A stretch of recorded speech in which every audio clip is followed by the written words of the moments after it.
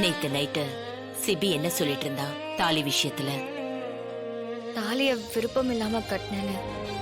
இப்போ சிபிக்கு இப்போ ஒண்ணு புடிச்சிருக்குல்ல?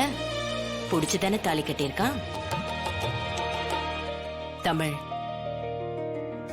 கட்டின புருஷனை கைக்குள்ள வச்சுக்கிறது அந்த பொண்ணோட திறமை. உனக்கு சிபியை பிடிச்சிருக்குல்ல? சிபிக்கு ஒண்ணு பிடிச்சிருக்கு. ஏதோ ஒரு ஈகோவால பட்டும் படாம பேசிட்டு இருக்கான். எல்லாத்தையும் நீதான் சரி பண்ணணும். இதெல்லாம் நானே சொல்லி கொடுத்துட்டு இருக்க முடியாது. என்ன, இந்த காலத்து பொண்ணுங்கெல்லாம் இந்த மாதிரி விஷயத்துல எல்லாம் ரொம்ப அப்டேட் ஆயிருப்பீங்களே. போங்க ஜனாமா. சொல்ல மறந்துட்டேன். பர்னிச்சர் ஆளுங்க வருவாங்க. பழைய பர்னிச்சர்ஸ் எல்லாத்தையும் எடுத்துட்டு போயிடுவாங்க.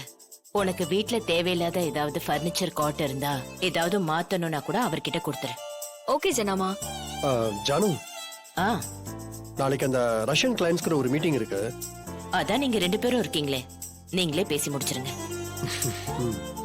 ஜனாமா, ம், அந்த பர்னிச்சர் எல்லாம் எடுக்க சொன்னீங்கல்ல, எங்க ரூம்லயும் ஒரு சோஃபா தண்டமா இருக்கு. அது ரொம்ப பழசாயிடுச்சு ஜனாமா. அதையும் தரேன், எடுத்துட்டு போக சொல்றீங்களா? ம். அந்த சோஃபாவா? அத மறக்காம எடுத்துட்டு போக சொல்லுங்க. ரைட்.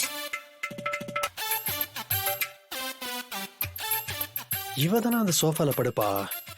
இப்போ அந்த சோஃபாவையும் கொடுத்துட்டா இவ எதுல படுப்பா? இவ வேணும்னே தான் அந்த வேலையை பார்க்கறான்னு நினைக்கிறேன். சிபி, கேர்ஃபுல்லா இரு. ஆ, ஏதோ பிளான் பண்றான்.